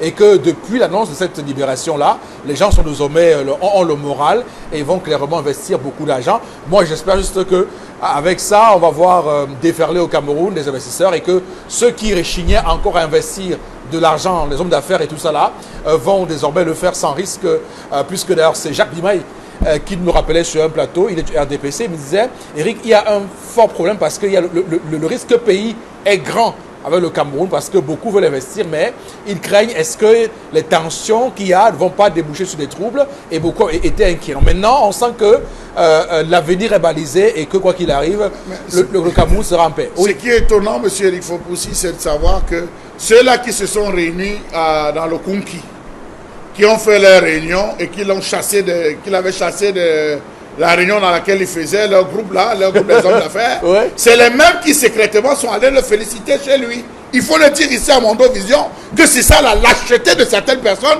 qui n'ont pas le courage d'affronter les choses en face. Ils se retrouvent en groupe, on annonce que l'Ouest a lâché Kamto et c'est les mêmes qui hier sont allés le féliciter chez lui. Arrêtons un peu ce genre à un moment donné. On va dire une chose et on fait le contraire. Ouais, c'est vrai qu'il y a beaucoup d'hypocrisie. Il y a beaucoup de gens qui disent qu'ils ont été au premier chef. C'est parce que vous avez parlé de d'opérateur. Non, moi je veux juste te dire quelque chose. Je reviens là-dessus. Parce que il me souvient, et ça c'est intéressant de dire ça, il me souvient que beaucoup de ceux qui sont aujourd'hui en train de célébrer le chef de l'État pour cette décision avaient vilipendé Equinox. Ben oui. Avaient vilipendé Equinox en disant la chaîne du MRC. Et pourtant, à l'époque, Equinox ne faisait que son travail de rapporter les faits de ce qui se passait sur le terrain, à toutes les à toutes les tendances. On disait, oh, il y a un peu trop de sujets MRC sur Equinox. Et pourtant, chaque fois que nous parlions du MRC, il y avait toujours en face des contradicteurs. Donc aujourd'hui, des gens se gargarisent, prennent sur eux ça et estiment qu'ils ont fait des choses. C'est malheureux parce que dans ce pays, parfois, lorsqu'il y a des combats, comme celui que Boro Begana a évoqué, des libertés, des droits des citoyens, il y a beaucoup de gens qui démissionnent, qui restent en arrière-plan, ceux qui prennent les balles, ceux qui ont pris les balles, ceux qui ont pris les coups, ceux qui ont été insultés, ceux qui ont été vilipendés, ceux-là, désormais, quand il s'agit de récolter les choses, eux, ils sont mis en arrière. Donc, c'est quand même terrible. Mais moi, je dis, sincèrement, on doit, dans ce pays, à un moment donné, avoir des personnes qui ont des convictions, qui assument des choses. Lorsqu'on fait un métier, le journalisme est un métier, il faut être courageux, aller sur les terrains, rapporter ce qui est les faits, le dire avec courage. On le voit dans notre pays, comment les gens se battent sur des territoires, sur des terrains, et les gens portent des projets sans que cela ne fasse de les partisans ou ceci, cela. Donc il faut que dans ce pays, on arrête parfois de faire des faux procès aux gens. Equinox n'a fait que son travail. Voilà. Et je rappelle encore, et je disais encore ici, on n'a fait que notre travail de dire qu'il y avait visiblement des choses qui se passaient entre le pouvoir en place et le MRC. On a relaté ce qui se passait. Aujourd'hui, il y a un happy end, comme on le dit, mais nous souhaitons que tout le monde soit assez lucide pour savoir où se trouve chacun dans les responsabilités, de toutes les façons. Dominique Audrey. Vous n'avez pas besoin de vous justifier auprès de ces personnes-là. C'est leur donner beaucoup trop d'intérêt. C'est au peuple de juger si Equinox fait son travail ou pas. Ne vous fatiguez pas à leur donner des explications. Aujourd'hui, par rapport à la libération de M. Kamto, moi, ce qui me gêne un peu, ou bien ce que je ne comprends pas, c'est le fait qu'on demande aux gens, qu'on demande la libération de Gervais Mendozé.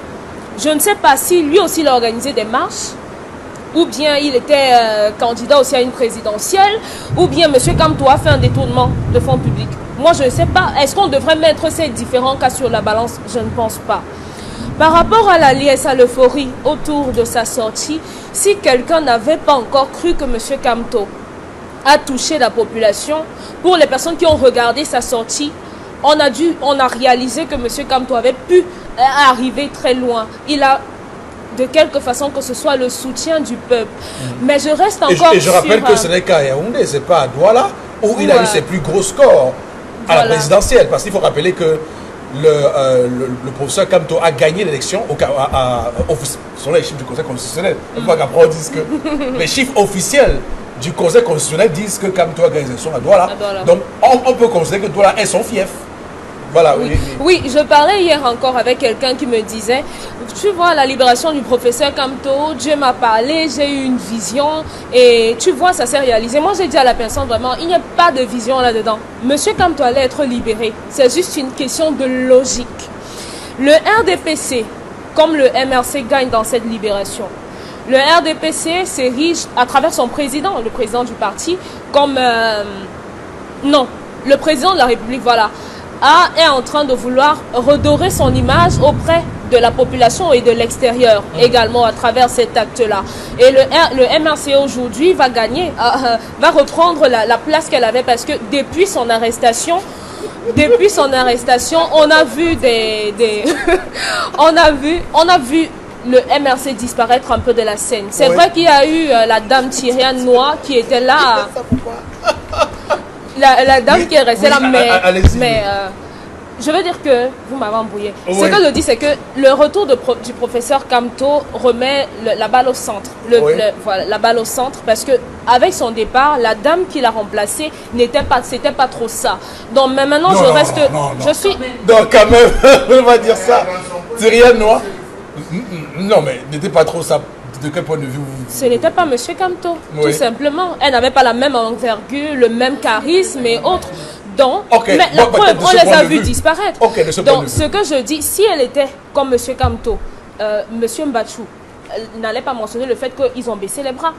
Donc, à côté de ça, moi, je reste sur Il n'a pas dit qu'ils ont baissé les bras. Si, il a dit. Certaines fédérations ne fonctionnaient pas. Voilà. Non, quelle fédération ne fonctionnait pas? Oui, il y a des fédérations qui ne fonctionnent pas. Laquelle? Oui. Laquelle? Bon, attendez. Non, aucune fédération. Si, je vous dis que des unités.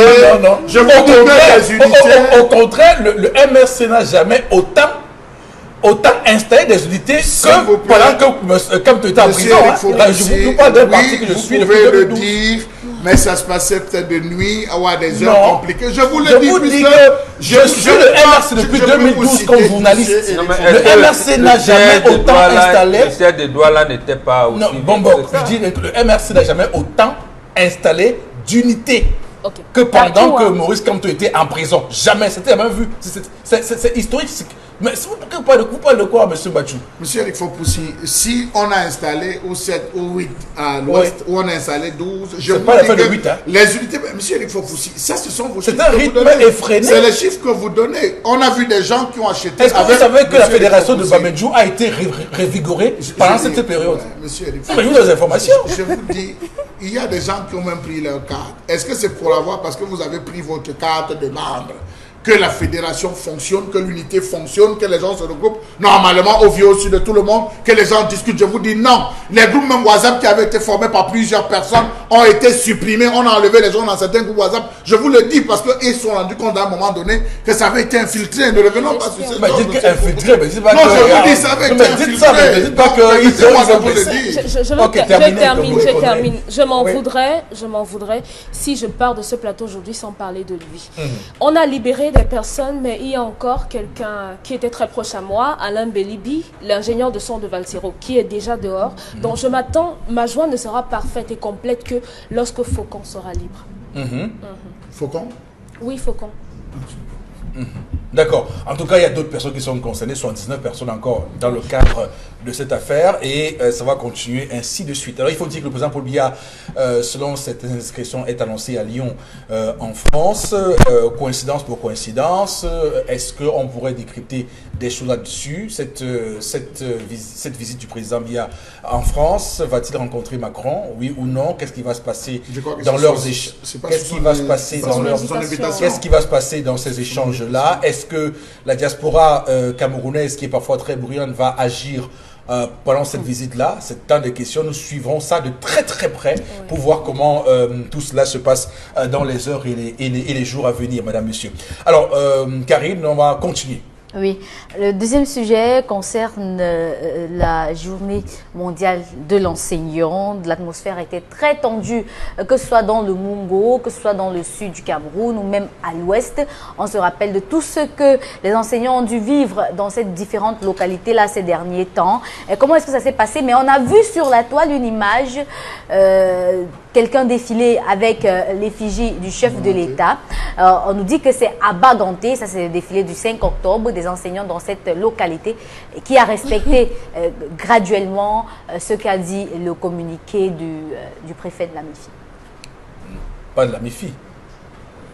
Délégué régional Le délégué régional de l'Ouest. De l'Ouest, voilà. Parce que Baranté, c'est l'un des. Il y a un préfet là-bas. Donc, alors, oui, bon, sur ça, on a longuement évoqué le culte de la personnalité, c'était vendredi. Moi, quand j'ai vu cette photo, ça m'a fait penser à la fête du cinquantenaire de la réunification qui s'est célébrée à Buea avec 4 ans de retard. Elle aurait dû être célébrée en 2011, on l'a célébrée en 2014, où on a fait défiler les compatriotes qui sont nés en 82. Donc de 82 à 2014, cela ne peut pas faire 50 ans, même si on procède par des cabales juifs. Donc c'est le culte de la personne. Que vient faire le chef de l'État, le président de la République, dans une manifestation où les enseignants veulent regarder leur, leur statut social, veulent poser les problèmes de leur mouvement, de leur organisation, de leur profession. Il vient faire quoi là?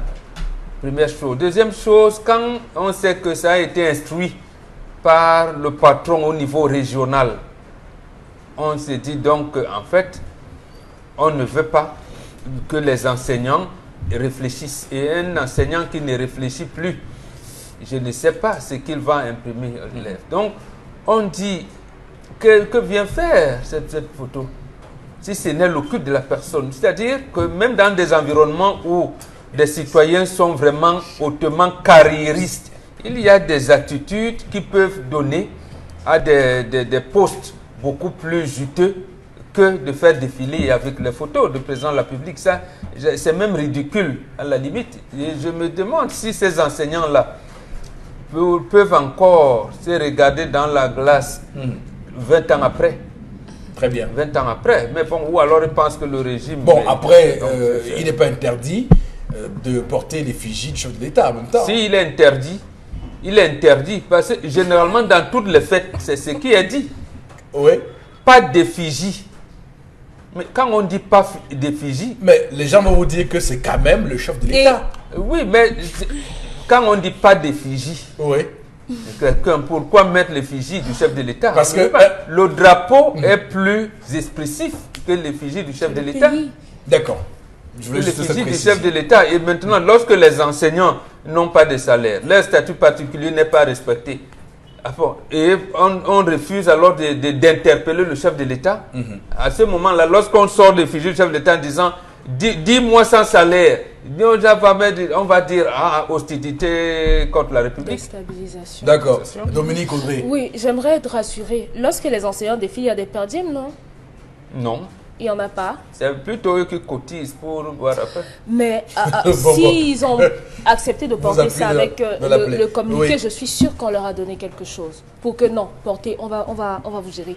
Parce que après tout ce qu'on a dit ici, après tout ce que les enseignants subissent, moi je ne comprends pas par quelle alchimie on voit des individus qui réussissent quand même à porter l'effigie de cet homme-là, étant entendu que le ministre qu'il a c'est un homme, non? C'est un monsieur, non? Allez-y. Étant entendu qu'il y a... Je vous aurais dit. Ok.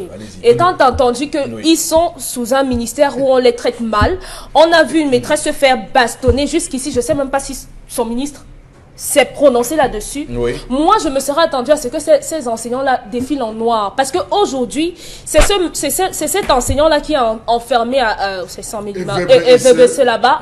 Mais demain, ça peut être celui qui porte cette effigie-là. Vous pensez que parce que vous portez ça aujourd'hui, demain, on ne va rien vous faire? Alors moi, je vais juste poser une question. Si on comparait les deux présidents, sous Aïdjo et sous Biya, les enseignants ont été les mieux traités Soyejo, Soubia. Mais Soyejo, cher ami, il nous regarde. Lorsqu'un enfant... C'est pas moi qui Je vous dis donc un témoignage. Un enfant qui passait deux concours, l'école normale supérieure et l'ENAM. Il laissait l'ENAM, il n'allait pas à l'ENAM. Soyejo n'allait pas à l'ENAM. D'accord. Et avec sa licence, il sort en catégorie A2, la fonction publique. Au bout d'un moment, on le rappelle déjà, ce n'est pas comme ce Gabonais. Il construit une maison, il peut s'acheter une voiture, il peut. Et même au moment des affectations, parce qu'il s'est passé que, lorsque vous sortez de l'école, on vous envoie d'abord à l'arrière-pays. Et soyez-en sûrs, lorsqu'on dit que vous aurez votre rappel au bout de tant nombre de mois. Votre rappel est là. Donc vous ne montez pas à Yaoundé pour commencer à gratter la tête. Donc pour vous, les enseignants ont été martyrisés sous l'ère Biya. Je ne sais pas si le mot est bon, mais je vais dire, ils ont été esclavagisés. Ils sont. Vous êtes encore plus grave que moi. Voilà. Plus fort. Oui, je veux un terme plus fort. Plus fort, oui. Plus fort. Ils ont été esclavagisés. Voilà. D'accord. Nous, moi j'ai été enseigné.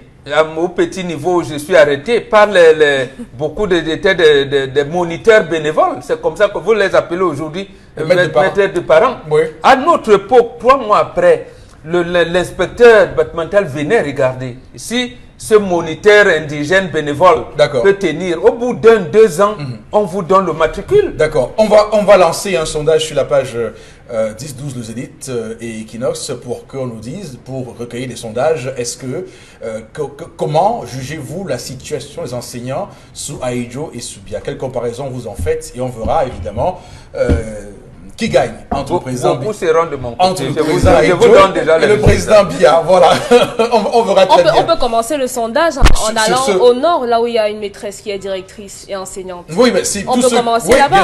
Bien sûr. Tous ceux qui peuvent faire ce sondage-là, on verra très bien si les votes sont pour Paul Biya ou pour Aïdjo. Alors, on va tout de suite terminer. Vous prenez la parole, vous aussi, Jean Lamel. Vous avez été très silencieux pendant que nous parlions. Non, monsieur, vous attendiez votre heure. Vous attendiez votre heure. Allez, vous avez la parole. Monsieur, il faut dire que aujourd'hui, les enseignants, quand je regarde les enseignants, j'ai mal. J'ai pas envie de dire la pitié parce qu'ils ont au moins une seule chose qui résiste à tous les types de tempéries, c'est les connaissances intellectuelles. On ne pourra jamais l'enlever à ces enseignants. Ils ont de la valeur. Le vendredi, lorsqu'on préparait cette cérémonie, c'est les parents du lycée de Deido qui se préparaient à organiser, je ne sais pas s'ils ont fait dormir, se préparaient à organiser une grève à cause des affaires de tenue scolaire, monsieur possible, parce que jusqu'à aujourd'hui, la tenue de Deido est rare sur le marché. Les parents disent qu'ils ne trouvent pas la tenue et que c'est un gombo géré par certaines personnes dans l'établissement scolaire. Ça, il faut le préciser, monsieur Rico. Rassurez-moi, le proviseur n'y est pour rien. Monsieur Rico Poussi, si elle n'est la tête, elle pourra être la queue. Dans tous les cas, rien ne peut se faire sans le proviseur. Vous avez des établissements aussi à quoi? Non, mais là, quand même, ça, la mêle, faut dire, on est à Mondovision. SICAM a eu un problème technique. Non, je ne veux pas rentrer. Non, il faut, puisqu'on ne peut pas donner une information pareille, c'est limité. On risque de penser que le clan Bombo a pris la tenue, a confisqué. Non, SICAM a eu un problème technique et je pense que l'entreprise s'était expliquée par rapport à ça. Voilà. Elle a même demandé à certains parents de venir acheter directement et même là le stock s'épuisait. D'accord, mais si ça avait été le cas, on n'aurait pas créé la pression qui est en train d'être mise sur certains élèves en ce moment. Non, c'était pas le sujet. C'était une parenthèse. Je viens de là. Qu'on se rassure que la proviseure ou le proviseur, c'est une femme. C'est une femme. Elle n'y est pour rien. Dans tous les cas, monsieur Rifopoussi, je n'ai incriminé personne. Je n'ai pas déjà abordé la question du lycée de Deido. Je m'en suis tenu à ce niveau, monsieur Rifopoussi, parce qu'entre ce qui est dit et ce qui est vécu sur le terrain, il y a une énorme vérité. Quitte à rencontrer les parents, eux qui se plaignent et qui ont leur version de vérité. Il faut dire que la même chose, monsieur Rifopoussi, se poursuit dans d'autres établissements scolaires, du côté de la zone du Makepe, où vous allez vous retrouver, monsieur Rifopoussi, que vous avez tout un staff qui vend les tenues, qui vend désormais les tenues, qui vend les écuissons, qui vend. Oui, il faut parler de ça pour dire qu'aujourd'hui, cette mendicité a fait en sorte que ce qui est tenu, parce que d'après les textes réglementaires, ce n'est pas permis. Il y a beaucoup d'enfants qui sont à l'extérieur. Merci, donc il faut dire que célébrer pour célébrer. Votre coup de gueule est passé, je vous rassure. On aura tous compris. C'est vous qui avez parlé de l'état des enseignants sous deux systèmes. Nous comprenons. On est en train de développer. Oui, cher Lamel, on en a bien compris votre point de vue.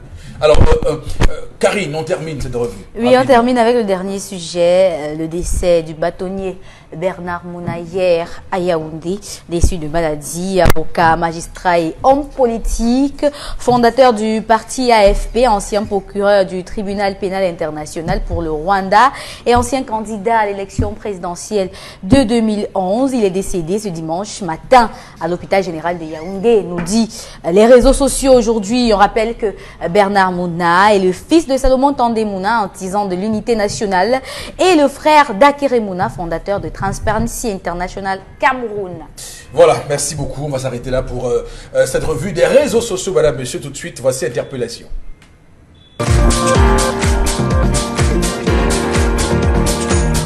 Le problème d'abord, c'est la jeunesse. La jeunesse camerounaise ne veut rien faire. Et aussi le système de travail n'est pas vraiment accentué. Donc beaucoup de jeunes veulent juste embrasser la rue. On ne croit plus au gouvernement. Donc nous dirons aux jeunes de pouvoir s'investir, surtout s'employer eux-mêmes. Parce que toujours en jugeant le gouvernement ne peut pas envoyer tout le monde. Donc il ne faut pas simplifier le métier que tu fais ou bien l'activité que tu exerces. Donc il faut juste te mettre à fond et aimer ce que tu fais. Bon, nous connaissons que chaque travail a un kamal. Donc le gouvernement a le droit de réponse devant Dieu. Et nous aussi, nous devons faire notre travail sans toutefois se pencher seulement du gouvernement.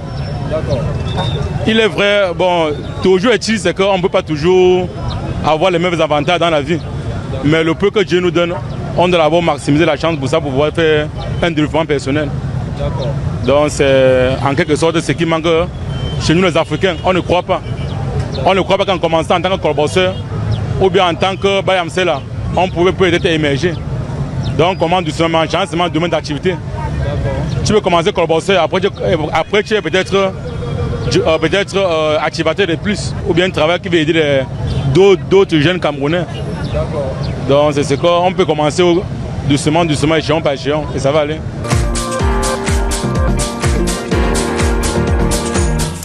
Voilà, petit commentaire Borobengan sur cette interpellation ce matin. Et je ne sais pas pourquoi ce compatriote accuse les jeunes et dit les jeunes ne veulent rien faire.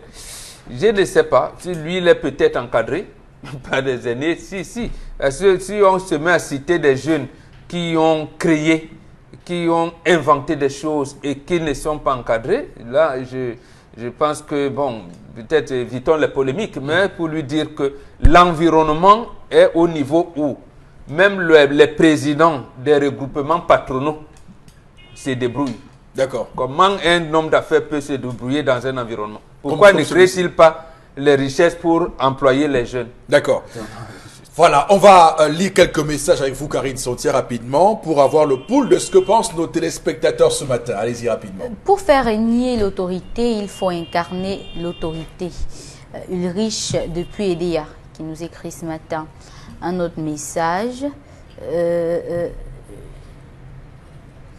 Un instant, s'il vous plaît. La petite dame Didier depuis Yagua. Je ne comprends pas trop.